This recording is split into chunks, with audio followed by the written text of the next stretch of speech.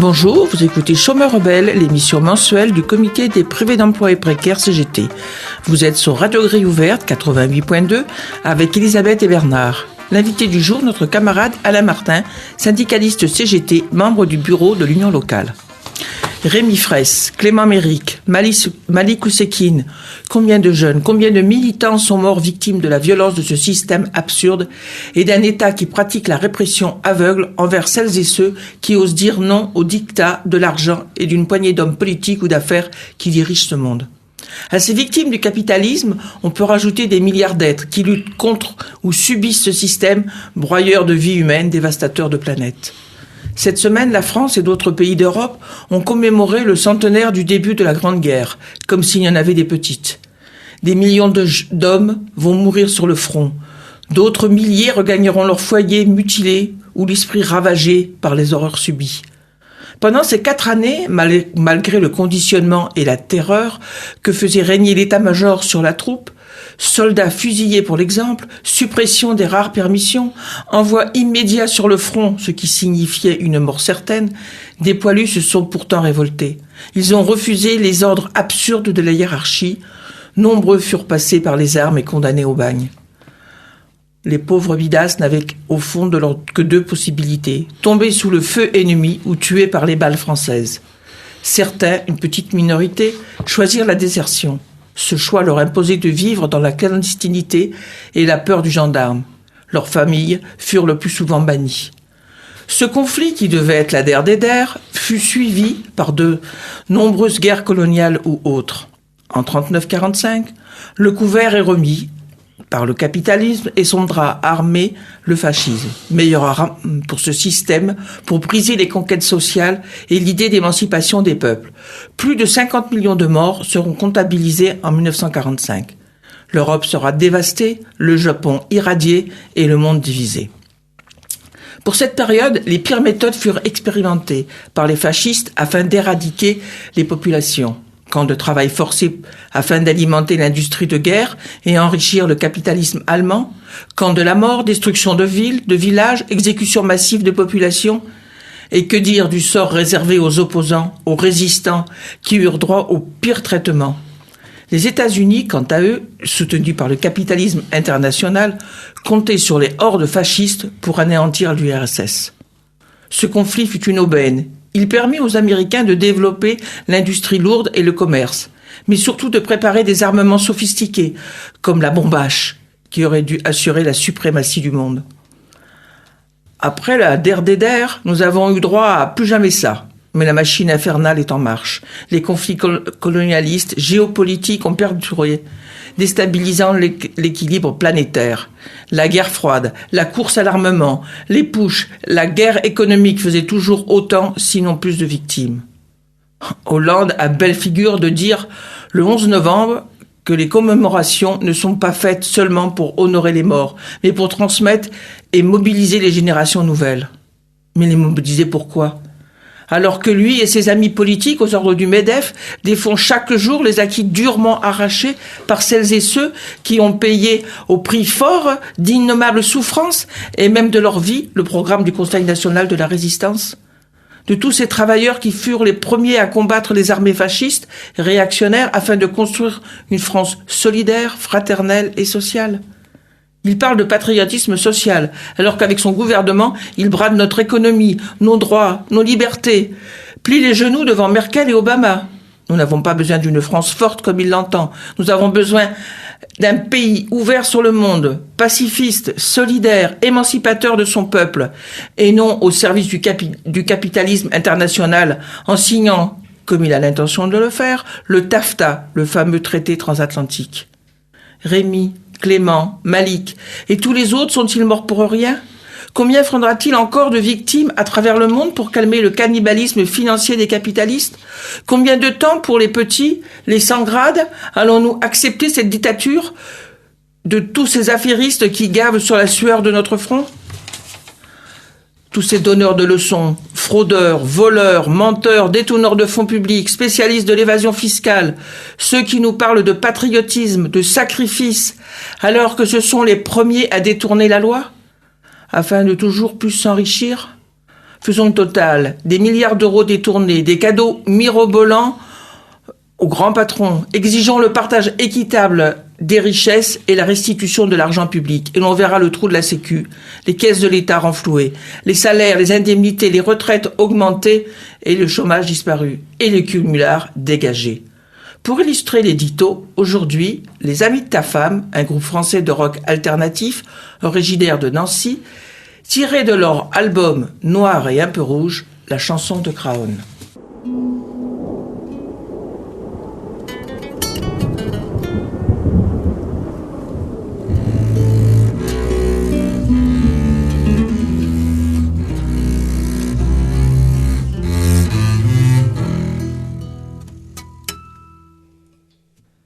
Quand, au bout du jour, le repos terminé, on va reprendre les tranchées. Notre place est si utile que sans nous, on prend la pile. Mais c'est bien fini, on en a assez, personne ne veut plus marcher. Et le cœur bien gros, comme dans un sanglot, on dit adieu au civelot. Même sans tambour, même sans trompette, on s'en va là-haut en baissant la tête. Adieu la vie, adieu l'amour, adieu toutes les femmes. C'est bien fini et pour toujours de cette guerre infâme. C'est à Craon sur le plateau qu'on doit laisser sa peau. Car nous sommes tous condamnés, nous sommes les sacrifiés.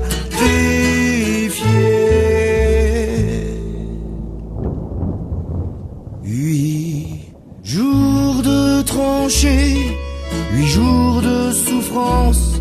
Pourtant on a l'espérance que ce soir viendra la relève, que nous attendons sans trêve.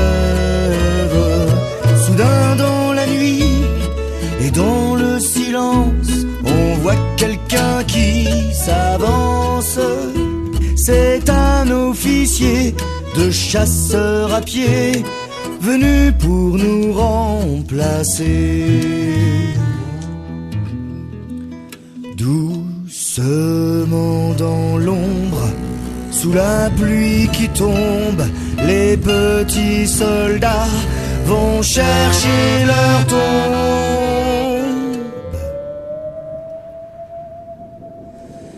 Adieu la vie, adieu l'amour, adieu toutes les femmes.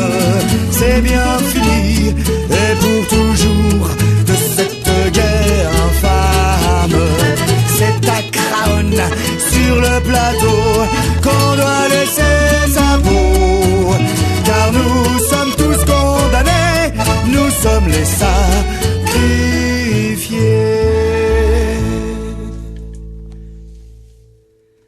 C'est malheureux de voir sur les grands boulevards tous ces gros qui font la foire.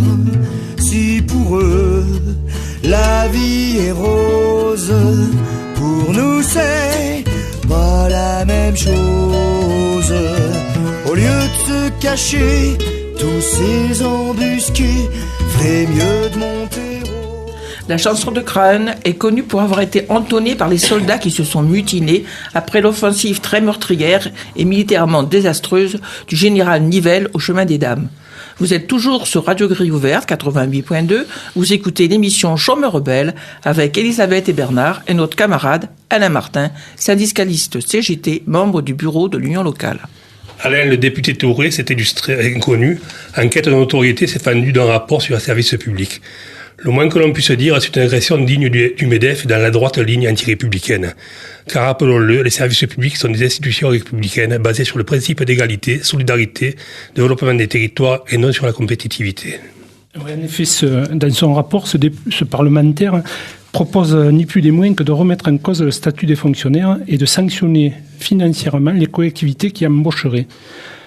L'argent public est devenu rare. Soit on augmente les impôts, soit on diminue les dépenses, nous dit ce député, soi-disant de gauche. Mais ce qu'il oublie de préciser, ce sont les causes des déficits publics, qui, contrairement à ce qu'il prétend, ne sont pas dues à l'augmentation du nombre de fonctionnaires. En effet, il est important de rappeler que qu'une proportion importante des 5 millions de fonctionnaires comptabilisés dans les 3 versants de la fonction publique n'est justement pas fonctionnaire à proprement parler. Simplement pour la seule fonction publique territoriale, celle que je connais le mieux, il y a 30% de non-titulaires, dont la plupart sont employés à temps non complet. En outre, cette information de l'augmentation du nombre de fonctionnaires mérite une petite précision. En effet, en dépit de la hausse observée, le solde global pour les 3 ans reste négatif, avec une diminution des effectifs d'environ 13 300 emplois. Donc, on voit bien qu'il n'y a pas d'augmentation du nombre de fonctionnaires, mais de plus, avec le gel du point d'indice instauré en 2010 et maintenu par tous les gouvernements qui se sont succédés depuis, y compris donc le dernier, soi-disant aussi de gauche, on se trouve dans une situation où le nombre des agents diminue, tandis que leur rémunération réelle en euros constants baisse elle aussi. En 2012, le président de l'Observatoire des inégalités rappelait ainsi qu'un tel blocage relevait d'un record historique. Ces 30 dernières années, les gels les plus longs avaient duré seulement 16 mois, alors que là, on en est à 4 ans. Voilà, alors que cache cette offensive anti-fonctionnaire et toutes ces grandes manœuvres contre les services publics ? Bien, le but des mesures proposées dans ce rapport est d'économiser donc 50 milliards en 3 ans. Mais pourquoi 50 milliards ? Est-ce que cela représenterait des dépenses superflues et accessoires dont on peut aisément se passer ? Vivrait-on au-dessus de nos moyens, comme le prétend notre premier sinistre ? Non, ces 50 milliards représentent le paquet cadeau offert dernièrement au MEDEF par le gouvernement dans le cadre du pacte de responsabilité. Et tout cet argent public censé, soi-disant, créer des emplois, on voit comment il est utilisé par le patronat. Au 2e trimestre 2014, on a relevé une hausse des dividendes de 30%, pendant que dans la même période, les investissements, eux, diminuaient de 1,5% par manque de demande. Et cette envolée des dividendes, bizarrement, elle correspond au versement de la première tranche des 20 milliards du CICE. Alors le gouvernement, pour ne pas cibler donc les vrais responsables, que sont donc le patronat, ces vrais responsables des déficits, donc qui sont bien ciblés donc dans ce dernier rapport là concernant le CICE, on se rend compte par exemple qu'Air France a encaissé donc au titre du CICE 40 millions et qui a supprimé dans la même période 2800 emplois. qu'AXA Assurance a encaissé lui au titre du CICE 10 millions et supprimé lui aussi des milliers d'emplois. La Poste, qui, elle, a encaissé 297 millions du CICE et a supprimé 4500 emplois. L'État, donc, pour cacher tout ça, trouve donc des boucs émissaires que sont les fonctionnaires, qui seraient trop protégés, bien trop nombreux, ou les demandeurs d'emploi qui profiteraient du système. Voilà, ces propos tenus par un élu prétendu de gauche, c'est choquant quand même. Alors effectivement, c'est cette politique, la même que celle menée par le gouvernement précédent, qui est choquante, car elle n'est pas celle voulue par les électeurs qui ont permis à Hollande d'arriver au pouvoir. De plus, cette politique est contre-productive en matière d'emploi et de croissance, on le voit bien. Les suppressions d'emplois se multiplient et la croissance est en berne. Ce n'est pas en bloquant les salaires, en diminuant les prestations sociales ou en cassant tous les services publics qu'on va parvenir à relancer la consommation. Cette politique austéritaire, et le gouvernement le sait bien, a échoué dans tous les pays d'Europe. Elle a été pratiquée et elle a conduit à la ruine partout où elle a été menée. Voilà, le PDG de GDF Suez, par contre, lui bénéficiera lors de son départ d'une retraite à chapeau de 8 300, c'est tellement compliqué à dire, 831 641 euros par an au titre de sa retraite complémentaire. Les salaires de PDG et autres actionnaires explosent. Cela n'aime pas ce député et les autres antifonctionnaires. C'est vrai que ces chiffres sont indécents. C'est vrai que c'est dur à dire et c'est dur à avaler. Mais on peut le résumer, ça représente, cette somme, elle représente pas moins de 70 ans de SMIC. À l'heure où le MEDEF nous parle sans cesse de compétitivité et de baisse du coût de travail, à l'heure où le gouvernement nous rabâche au quotidien que les caisses sont vides et qu'il faut faire des efforts, on voit bien que de l'argent il y en a et que la France est bien un pays riche. Mais comme je le disais précédemment, on culpabilise les demandeurs d'emploi ou les soi-disant fraudeurs aux aides sociales, mais on oublie de préciser que dans le même temps, la fraude aux cotisations sociales des patrons français, on peut le résumer, c'est du travail dissimulé, c'est des travailleurs détachés, des heures non déclarées. Cette fraude explose et représente un manque à gagner dans les caisses de plus de 20 milliards d'euros par an. Selon la Cour des comptes, donc c'est ce même Didier Migaud qui dit ça, celui qui lui aussi condamne les services publics. On nous parle aussi des déficits faramineux, mais on oublie volontairement de préciser que la fraude fiscale représente entre 30 et 50 milliards de manque à gagner pour le budget de l'État.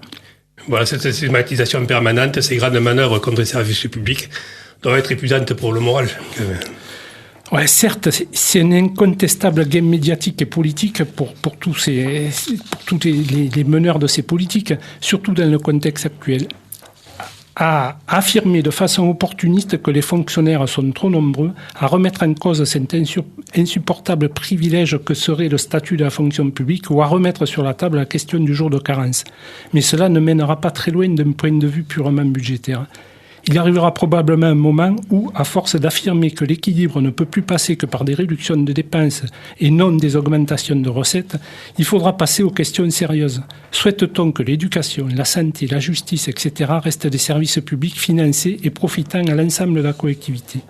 C'est vrai que ça finit par taper sur le moral, car on a beaucoup de mal à faire comprendre à nos collègues, mais surtout aux usagers, que la volonté du gouvernement, la volonté ultime de ce gouvernement, c'est bien de faire disparaître l'ensemble des services publics. Et tout cela est bien programmé, y compris au niveau européen. Je vais juste dire quelques mots du traité transatlantique, qui va sceller dans le marbre la libéralisation totale des services publics, l'éducation, la santé, les transports. Rien ne va échapper à l'appétit du privé et des grands groupes. Comme je le dis souvent, les services publics sont comme les êtres chers. C'est quand ils ne sont plus là qu'on se rend compte combien ils nous manquent. N'attendons donc pas qu'ils ne soient plus là. Voilà, nos départements viennent d'être frappés par une série de catastrophes naturelles. Les premiers à mobiliser, bien sûr, furent les fonctionnaires qui, par leurs compétences, agissent rapidement pour rétablir les services au public. Là, on n'entend pas les élus et les médias s'exprimer. Ouais, l'une des explications à la suppression des services publics a été la suppression ou la diminution du millefeuille. La réforme territoriale prévoyait la suppression de certaines strates, les départements, et le regroupement d'autres, les communes en communautés de communes ou communautés d'agglos. Or, on se rend bien compte que tout cela va éloigner les usagers et les fonctionnaires des lieux de décision. Et comme tu le dis, quand on est confronté à des catastrophes comme nous venons d'en vivre, dernièrement, l'employé communal local est rapidement sur les lieux, prêt à intervenir. Cela risque de ne plus être le cas dans une autre configuration où les structures seront désormais éclatées ou supprimées. On a parlé beaucoup de réforme territoriale. Avez-vous été consulté ? Cette réforme territoriale, comme toutes les autres réformes, la réforme ferroviaire, la réforme hospitalière, la réforme des rythmes scolaires, n'a que pour seul but ultime que de supprimer le nombre de fonctionnaires. Et nous, les fonctionnaires, nous les subissons sans que notre avis soit sollicité. Je vais simplement expliquer. Lors d'un transfert de compétences d'une commune vers une communauté d'agglos, par exemple, le service est transféré, mais le personnel également, sans qu'il ne puisse s'y opposer. Et les conséquences pour les agents ne sont pas moindres, car outre l'étendue du secteur géographique de leur activité, ils changent donc totalement d'employeur, donc possibilité de changement au niveau des congés, au niveau du régime indemnitaire quand il existe, ou des lieux d'affectation. Voilà, alors encore une fois, le gouvernement veut réaliser 51 milliards d'euros en 3 ans. J'ai vraiment des grandes difficultés avec les chiffres, tellement qu'ils sont énormes. Quelles seront les conséquences immédiates pour les usagers et les fonctionnaires ? Je le disais tout à l'heure, ces 51 milliards d'économies vont se faire sur le dos des fonctionnaires et des services publics. On est d'ailleurs en train d'en vivre un exemple concret actuellement dans notre département où les agents des cantines et du nettoyage du collège de Brignon sont en grève depuis 8 jours pour demander simplement des effectifs supplémentaires nécessaires au bon fonctionnement de ces services. Mais leur employeur, qui est le conseil général du Gard, refuse toute négociation, invoquant le manque de moyens pour augmenter les 10 effectifs.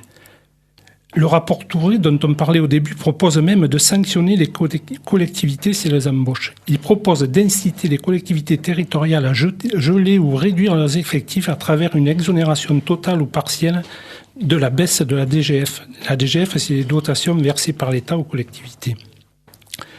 Les collectivités vont donc faire face à une baisse de 3,7 milliards d'euros de dotation en 2015, alors qu'elles crient famine. Cette proposition risque donc d'aggraver leur situation et donc diminuer le nombre de fonctionnaires, puisqu'elle revient à donner moins d'argent aux collectivités qui en ont le plus besoin pour payer leurs fonctionnaires. Voilà, le 4 décembre se déroulent les élections représentatives de la fonction publique, État, hospitalière et territoriale.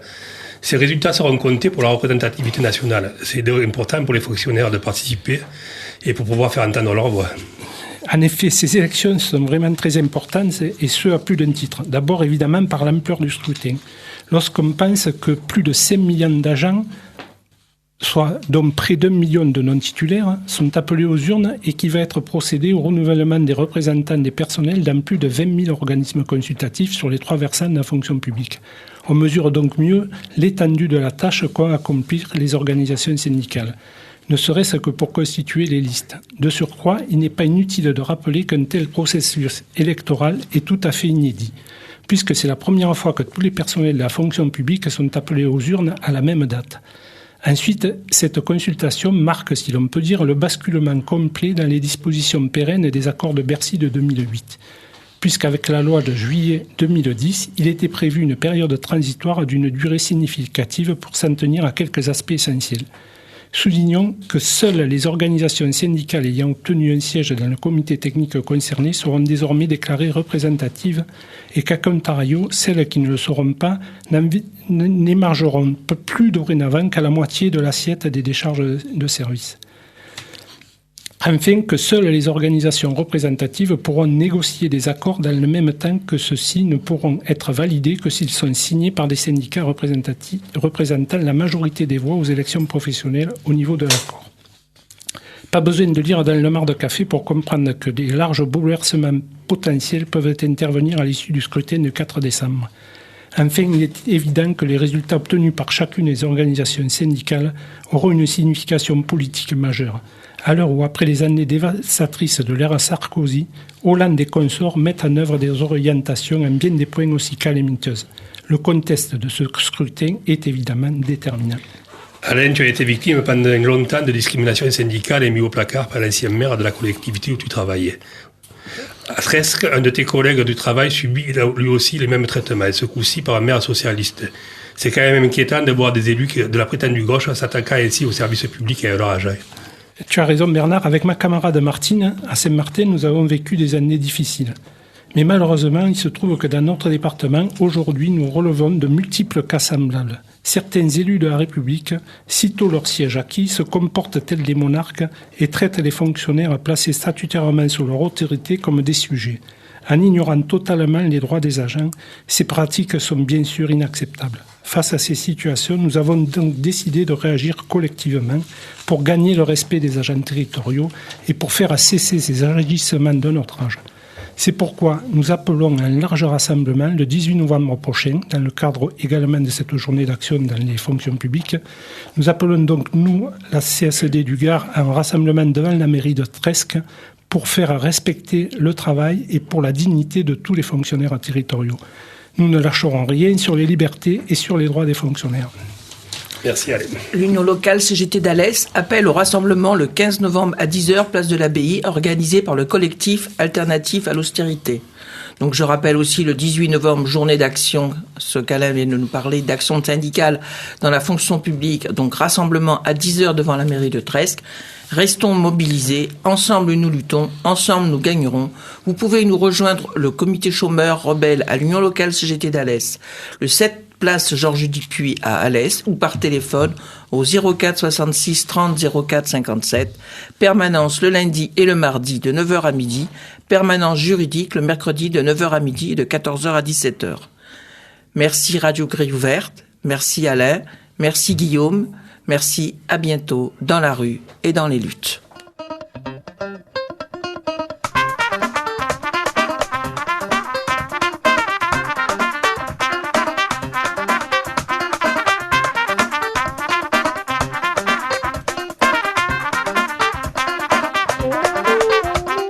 C'était Chômeur Rebelle. Vous pouvez réécouter cette émission sur notre site internet www.radiogrilleouverte.com.